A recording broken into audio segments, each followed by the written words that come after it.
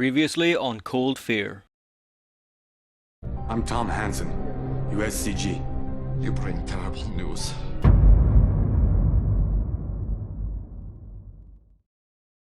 Hansen must be on the other side. I don't have a choice.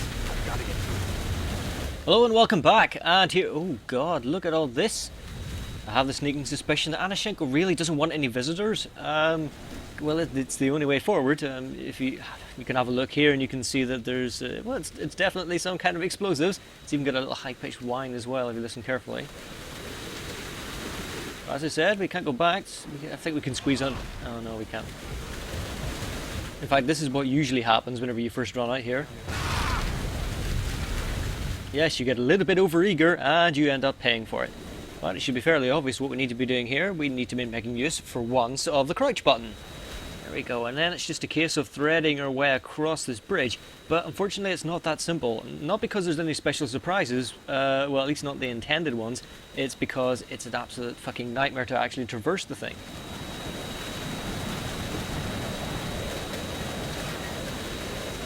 Got a broken walkway above us. Well, that's one end of it anyway. We'll see the other end in a bit. Got a big old drop. Careful not to fall off the edge. Oh, got a bit of a wobble there, and yes, here's what happens if you're standing too close to the edge whenever that scripted wobble happens. We fall in. Lovely. Now, that's not the only thing we have to worry about. We have to contend with the fact that the actual bridge itself is sloped and we can actually slide on it in certain places. And this as well, you'd think you'd be able to make it under there, and in fact sometimes you can, but it kind of depends on the animation of Tom himself. If you catch him in a certain frame of it when he's standing slightly taller, he will clip it and set it off. There's some more slidey shenanigans. This one, I'll have to speed it up to actually get to the point where it happens, but if you stand there, you're inexorably just drawn off the edge. It's great. Whoop, there's another one. And this over here is a little bit ahead of ourselves, but we've got a railing there and we can just fall right through it.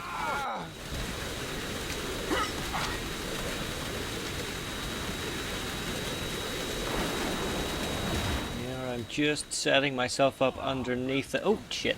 No, we didn't die. Ah, well, here that is again. We can hang off the edge right below where the beam is going, and when we stand up, we clip it with the top of our head. But we don't actually die. It takes a lot of energy off, but we're just far enough away where it doesn't actually kill us.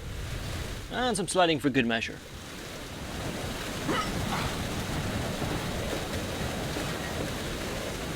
So we're about halfway across the bridge, and to be fair, we've probably gotten past the worst of it. The rest is just mostly dodging stuff. There's only one little bit up here which we kind of slip on a little bit. That'll be easy to notice when it happens. But this bridge leads to where Anashenko is apparently holed up, and this is where we're going to find him. But before we do that, we're going to look at some concept art. The first one we're going to see is from where we first entered the bridge at the start of the video. You can see all the beams there, and if you look to the left and the top, there's actually some beasties jumping across. That's something we don't actually see. And then the other one is directly above where we're standing now, looking down from the broken walkway. That's a view that we will see, but not in this video.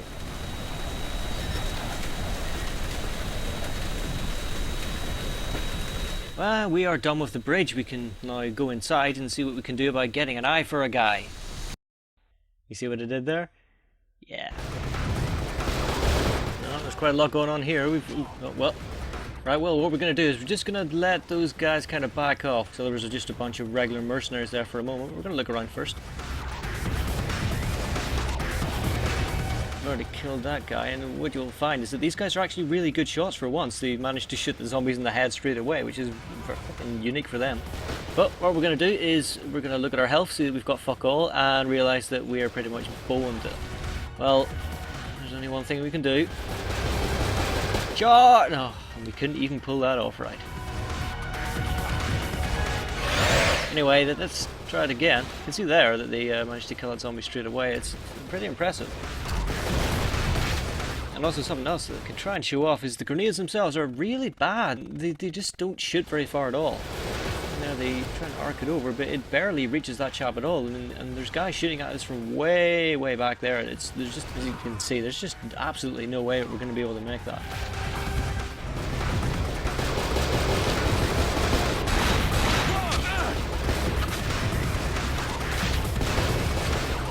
fact, the big problem with this area, I mean, especially this ramp at the beginning, I mean, it's not so much of a problem, well, it kind of is, but if you don't have a long-range weapon, if you, say, used up all of your AK ammo or something like that, then you're in a lot of trouble. You're going to have a lot of difficulty getting through here.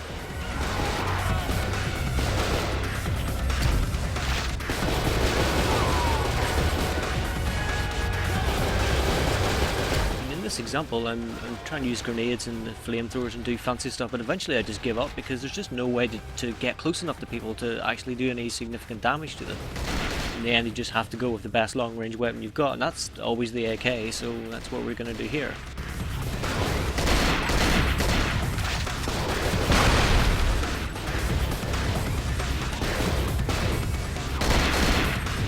See, you just easily mop up everything. It's really not a problem once you've got that. It kind of sucks that the two weapons that we got before we got here ended up being short-range weapons, but there's something about that later on, but we'll come back to that.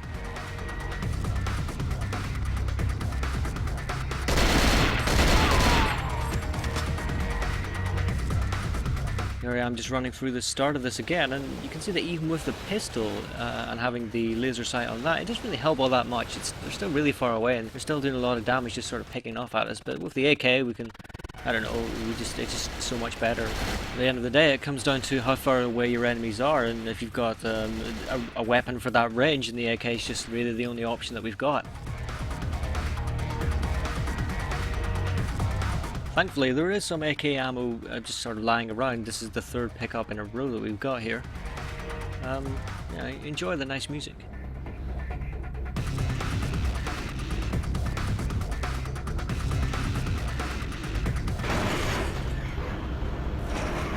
Into position. When he comes through the door, fire! Ah! That John McClane looking asshole that came out there, that was Anishenko, and that's who we're going to have to kill. But storming out there is going to be a bit of a problem because there's a lot of guys and a lot of guns. What we can do here is we can see Anishenko just there. We can try and shoot him in the head. No, that just triggers him to run back. We can't kill him there as far as I know. It automatically sends him back to one position. Keep an eye out here for some crazy shit flying across the screen. Did you see that? That's Anishenko's model. It's all fucked up. We'll see a bit more of that later.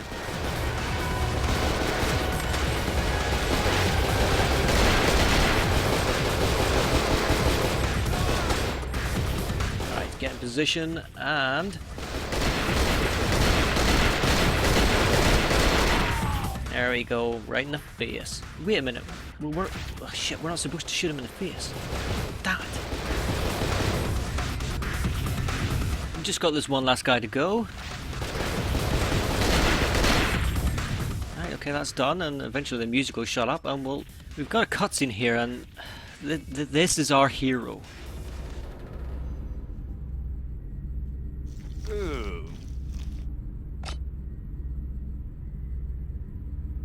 I better keep Anishenko's eye from getting squished.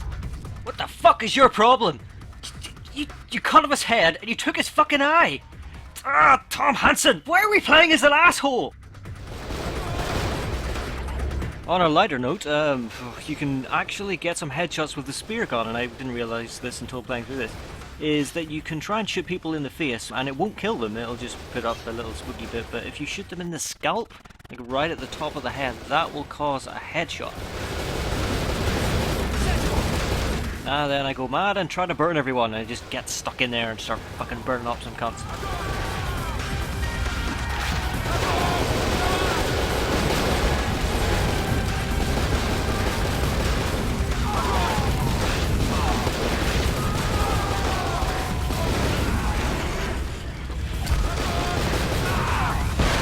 Ah, they're on fire!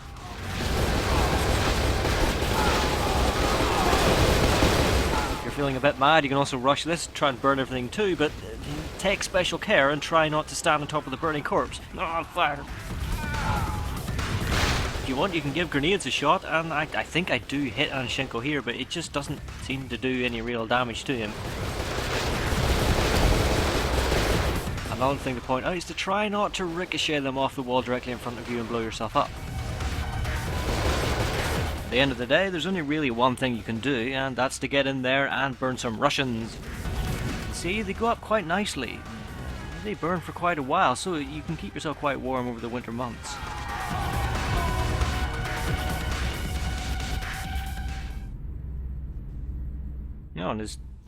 During the cutscene the corpse has gone back to normal. Okay, well you can see we've got infinitely renewable fuel. Just have to trigger a cutscene and everyone's back to normal. But yeah, we'll want to set him off again. It's quite chilly here in the Bering Sea.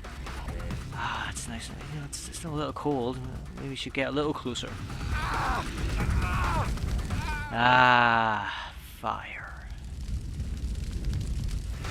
Now, I remember when I was talking about the spear gun doing headshots. Well, we managed to get a headshot on Anashenko here. That is right, his head is gone. If we amble ourselves up there, and we could even switch to wireframe mode to get a bit of a better look, but that head is gone, it's kaput.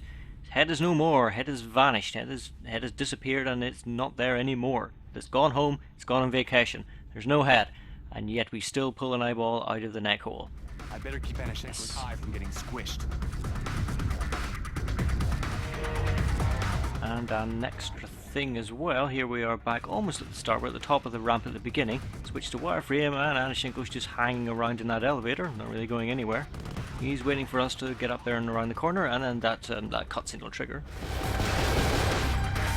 We're not done with Anashenko just yet. If we're gonna go take down a boss, and that indeed was a boss battle, yeah, they just give him more health. We're gonna have to do it the man's way, and we're gonna have to beat 7 shades of fucking shit out of him.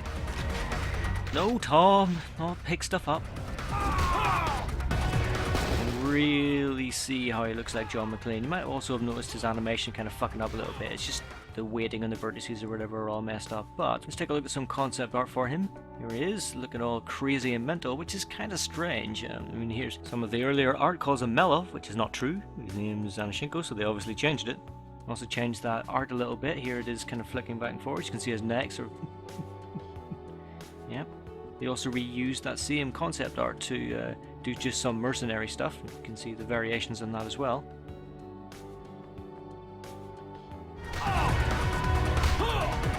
Stop making sequels, douchebag!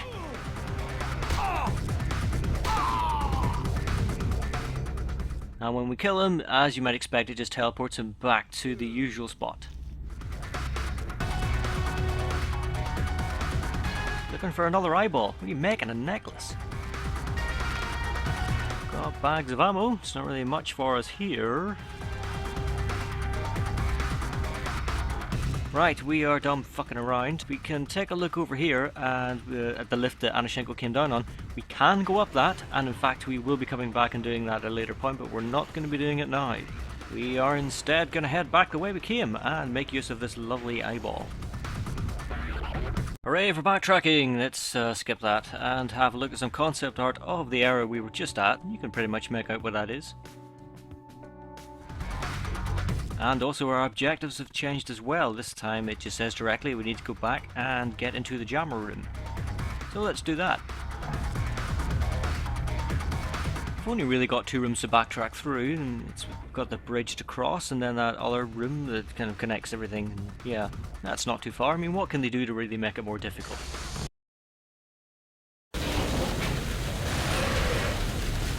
Oh, shit.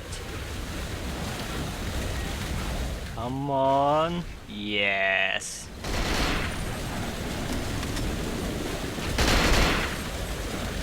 What we see here is that it isn't actually really all that much of a problem. As long as you take your time and take one enemy as they come and don't try to rush your way across, then everything's pretty much okay. We said, I guess, about pretty much every situation, just let them dribble towards you and kill them one at a time. It's not particularly exciting.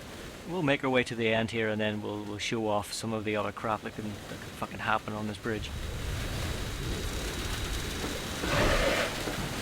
Here's our final surprise.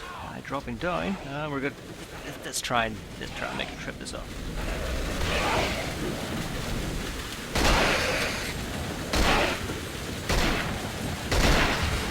Oh, damn it. Okay, well, it's going to take him a little while to stand back up, so we'll show off some stuff. First off, always be careful while you're walking. You may not quite have enough room as you think you do.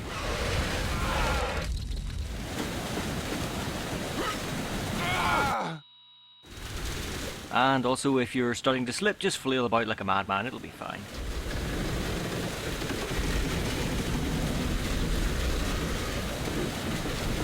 If things are getting a little hairy, don't worry, they've got more ways than one to actually take these guys out. And hang off the edge and we can let them take care of themselves. Well, maybe not the zombies, but definitely the exocells. They seem to have no fear at all. And you should always be careful when you're getting back up, because you've got not a lot of energy left, and if you fall again, you're probably just going to die straight away. And if you think you can just run past them, well, you can, but you best think twice, because they can and will catch up with you at the most inopportune times. That's quite enough death. Let's see if we can have a little bit of fun with these guys. We've got 3 on our tail. Let's see if we can manage to knock them over the edge.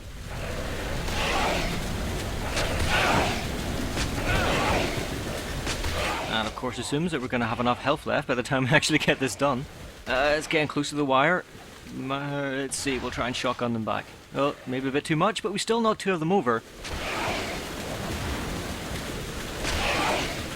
Oh, and the other one, oh well, next to float then. That's unexpected. Another interesting thing that is mentioned in the notes that you get about the flamethrower, but I didn't actually really sort of test it until now, is if you use a flamethrower outside, the wind actually blows it around.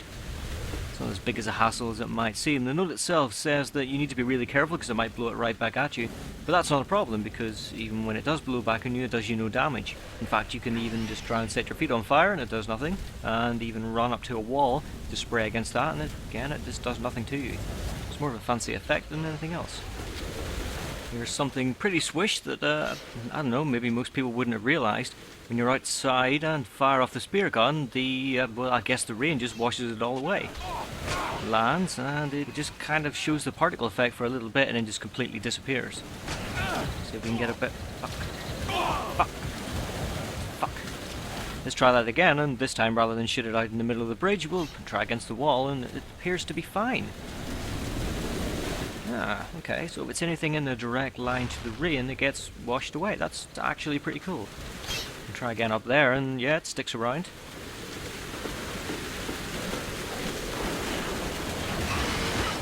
Bollocks.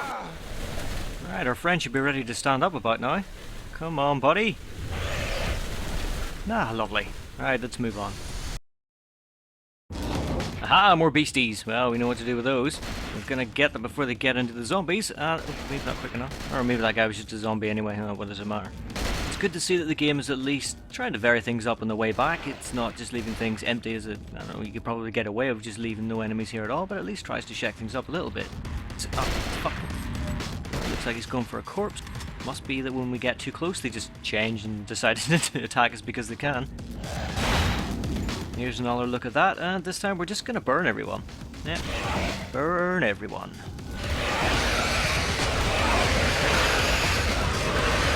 Here's something I like, the burning NPCs can sometimes set other NPCs on fire. You always see the gas valves littered around the wall, and half the time you never use them, and to be honest, you really don't have to use it in this way. You can get away with it.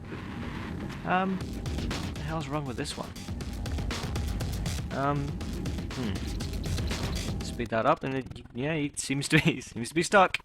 If we shift over to the side, then he managed to break free, whatever it was. There must be a barrier or something there to stop him getting past. But it's gone for the corpse guy, and we've taken care of that. I really wish we could Isaac Clarke stump these guys in one hit, but they always take 2, and they always manage to attack you before you get the second one off. Fucking hell.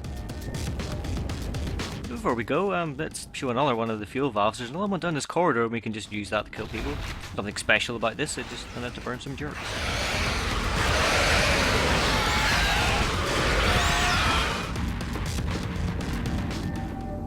Right, let's move on, and over here we've got a doorway. Now that leads somewhere special, and we'll get to that in a second. You may have noticed that whenever we were burning those folk, there were some guys just sort of lying around twitching. Well, that's these guys down here. For some reason they didn't actually stand up whenever I was down there burning people, but this time they are. And we can have some fun and take them out with a grenade. And set them on fire somehow. Pretty fucking badass grenade rounds. And while we're here, we'll actually show off something else that I particularly like. What I was trying to do here was to get an example of a headshot of the spear gun for one of the earlier bits when we were talking about that. But I managed to fail and hit them in the back of the head and got a really good look at it, 'cause it looks fucking painful. I mean, look at that, it's right through his head. The other guy's in close proximity, so he's just scripted to just stand there and shake about. But eventually the spear itself disappears and the effect goes away and they start coming back after us again. Fire off another one and get him right in the face. Takes a little while for it to kick in, but once again you can see it's just right in there. I really like it in games when they have stuff like this, when projectiles are just kind of stuck in the body. I think it's really cool. It doesn't make any sense when it's a person, because then they should be like, fuck, got a fucking arrow in me! But when it's a zombie, that's pretty cool. And we'll just set them on fire, and you can clearly see that they're still quite dangerous when they're burning. And in the thread it was mentioned by Monty, why didn't I use the spear gun in the furnace room? Well, it's a damn good question. Let's rectify that. And another one for good measure. Those guys are having a fucking great time. Ah, fire. Yes. So, this door, right, we can go inside now, and the, well, the thing about this is I didn't know about this the first time I played the game, or even the second. It was just kind of running through sort of test plays and randomly found it and went, oh, okay, well, what's in here? And it actually leads to something that is, well, of dubious use, and we'll get to that whenever we get to it. Guy in there, get a bit of a closer look at it. Sucks to be that guy. You're already in there and on fire, then wake up and you burn to death. I have to say that this part is very linear, or at least this one room is. It doesn't really take that long to get to the end, but it's fairly uneventful. There's a couple of enemies and two of the least scary scares in the entire game. There's one of them. There's not even a noise to go with it. It was just a bit of fucking grating hanging down.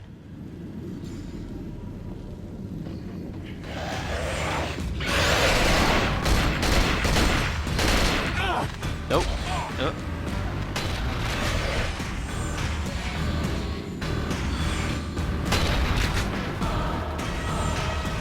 Really could have gone a lot better.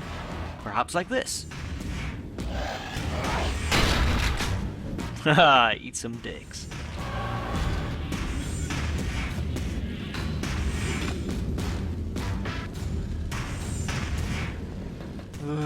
I'm almost tempted to just completely fast forward through this particular part because it's just so laborious. It's in a dark area, there's some shadowy crap going on. I think there's meant to be some sort of light fog, but the shadows kind of make it all look weird, like it's some sort of photo negative or something. It's quite odd looking. Like the shadows are actually subtracting shadow away, I don't know. Anyway, this bit is really crap. You're just gonna be me shitting about 3 or 4 people. It's not really all that interesting.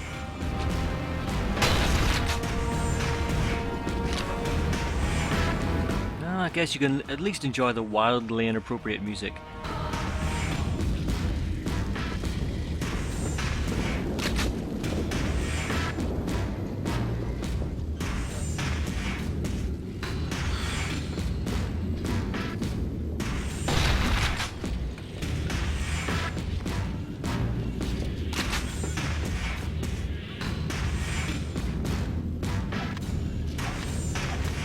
Just before we get to the end, we've got the second scare, and, well, here it is.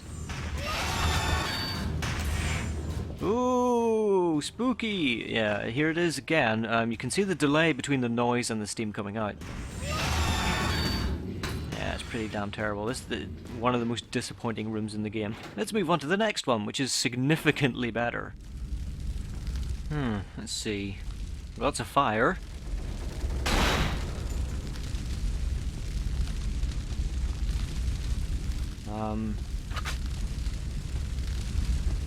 We've got a lift over here. Oh, it looks like we're going up. And, oh, we've got 2 corpses there, or 2 zombies anyway. Oh, we'll best just leave them as they are.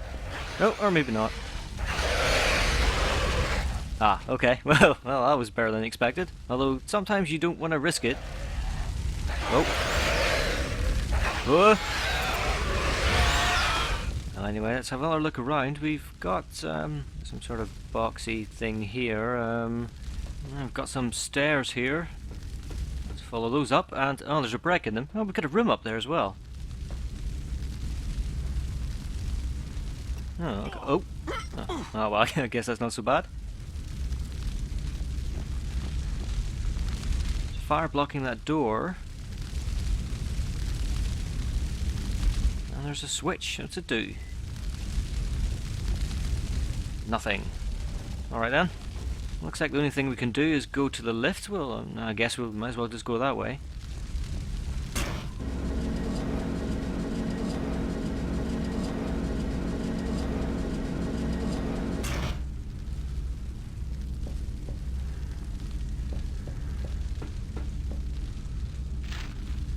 An interesting little note here. This is to Yusupov Romanushenko, and they're talking about Bakarev and how they had suspected that he was a spy for the cartel who'd ultimately ended up employing him there.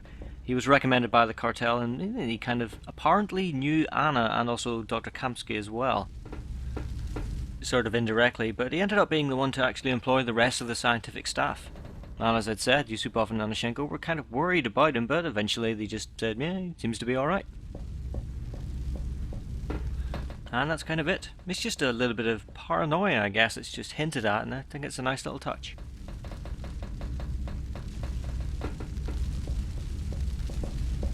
Wee. Wee. Wee. Wee. Wee. Wee. Wee. That's enough of that.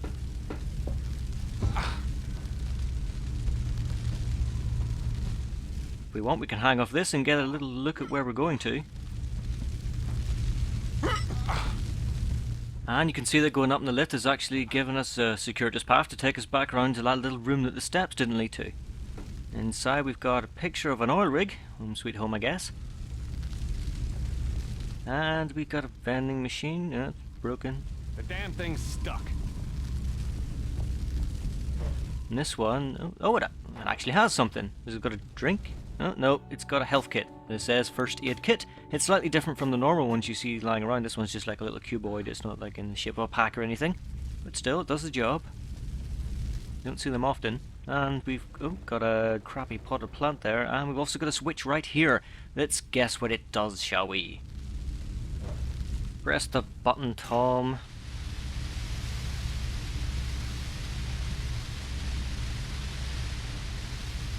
That's right, it put out the fire. Okay, we can get down the way that we couldn't get up before.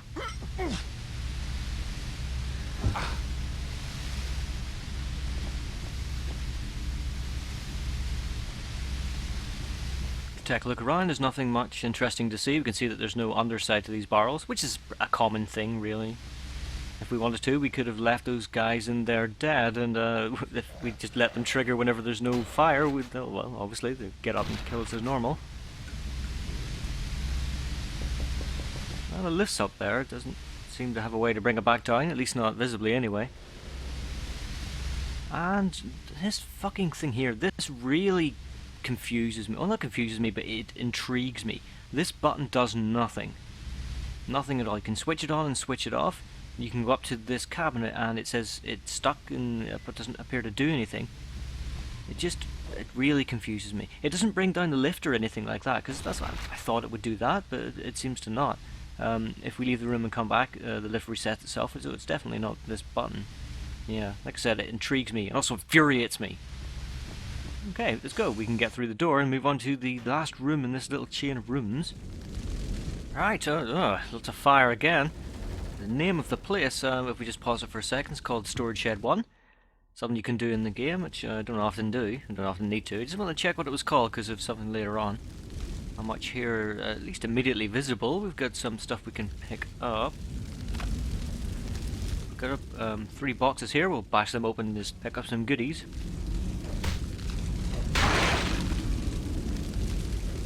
I wonder what that's for. Some flamethrower juice. What the fuck? Why is there an exocell in a crate? This is the only place in the game where it does this. Why is there an exocell in a fucking crate? In this clip, we just blast it open and there it is. It doesn't. For fuck's sake.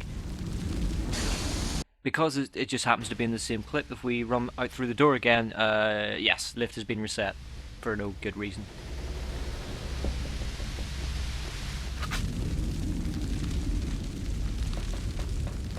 So anyway, back we go. To climb up these steps and up around here is another weapon. I think this is actually the last unique weapon of the game as well.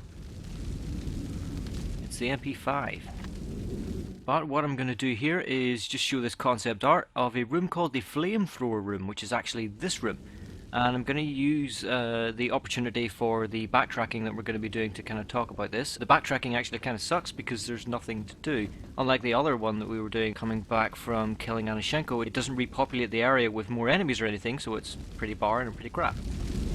And as for the MP5, we're not going to actually get to see me using it in this video, you'll see it in the next video. This is something we can pick up later on in the game, but you can get it early by coming here at this point. The MP5 is referred to in the config files as the MPI-69, which is obviously a different weapon because it's got a different name. And also it actually indicates that there were different carrying modes for weapons. You could carry a weapon in your left hand, one in your right hand, you could carry one in both hands, and most mysteriously you could carry an axe. But clearly that didn't make it into the game. But anyway, as I was saying, that room's called the Flamethrower Room. And that indicates that it was actually supposed to have the flamethrower in it, in the same way that the room that we got the flamethrower in was called the grenade launcher room, indicating that that was actually where we were supposed to have the grenade launcher. So I'm guessing what the initial plan was is to get the MP5 in that storage room with all the shipping containers, where we actually picked up the grenade launcher for real. I'm not exactly sure why they changed things around. Maybe it was because by that point we already had all the bullet carrying weapons, we hadn't got any of the special fancy ones. Maybe they just wanted to give us the grenade launcher and flamethrower just to have some variety, because up until that point, as I said, it was all just bullet firing weapons in the spear gun. But anyway, we're out of there, and we can make our way up to this room again, to the grenade launcher room, and we can use we can use Anashenko's eyeball. My God, we're still carrying an eyeball. Eyes only clearance, I guess.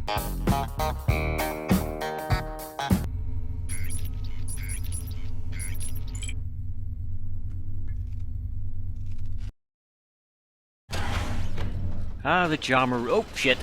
Actually, I lied about not using the MP5. Here we go. It eats up the ammo really fucking fast, and to be honest, it's really not that much better than the AK.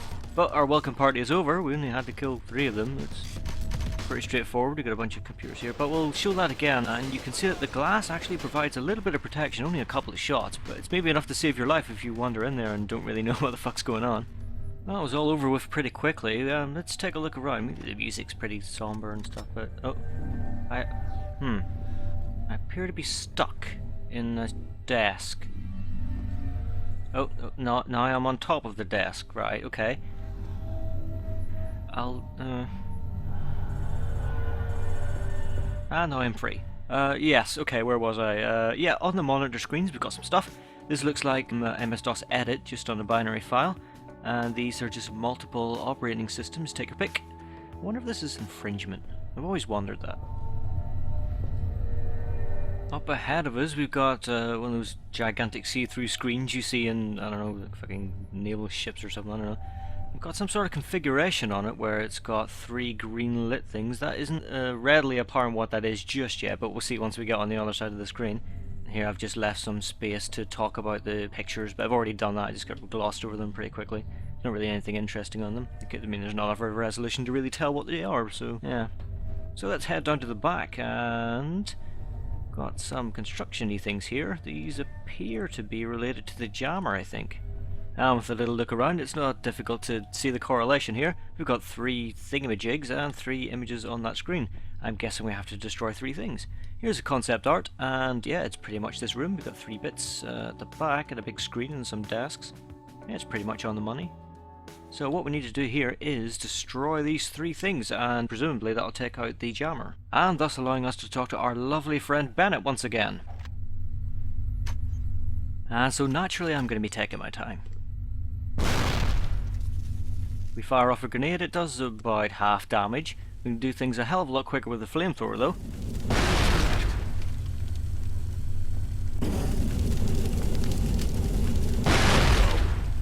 We're gonna show other bits of this for the moment. We can try to melee them, but it does no damage at all, which is a shame. I wanted to bash them to death. Maybe I'm being a bit too logical about this, but you'd think destroying this cable might have some effect, but nope, it does nothing at all.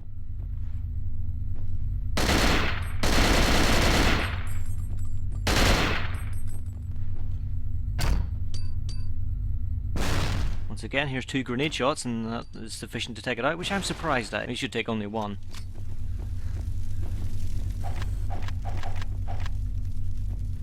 Some random shite on the roof, but we've got the screen here actually changes colours, and I only just kind of realised that during the middle of this. The red is obviously broken, amber is damaged, and green is good.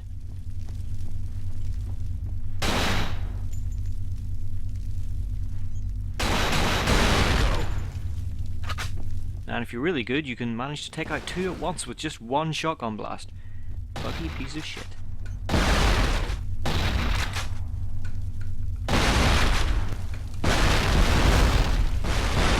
Bennett, you out there? I can hear you. Give me your situation. I'm alright, but Anna's missing. No, Tom, she's dead, and it's your fault. Sorry about the girl. There's bigger things to worry about. I need you to find Kamsky's notes. Our best guess is that they're on his laptop. Find those notes and upload them. With his data, we can make sure this never happens again. But what about Anna? Fine. Head to the main security room. It's a good place to start looking for those notes, and you might be able to spot your girlfriend. She's not my girlfriend. Oh, that's right, Hansen. You get your girlfriend shot, not eaten by monsters. What? Back off, Bennett. Whatever you say. The fuck was that about a girlfriend? Oh, and also, I hate it when NPCs are fucking interrupting a conversation. What the hell were they thinking? Let's have a look at it again and see how you can take out those exocells without much of a problem. They all come down from this one particular grid, except for one which is kind of off at the distance, but it takes ages to get here. Take them out just as they fall, or you can just keep up suppressing fire with your flamethrower.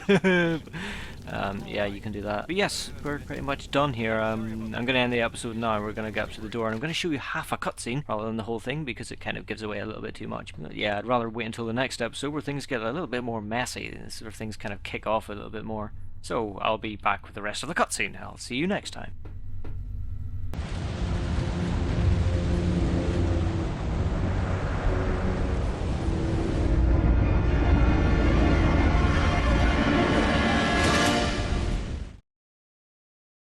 Next time on Cold Fear.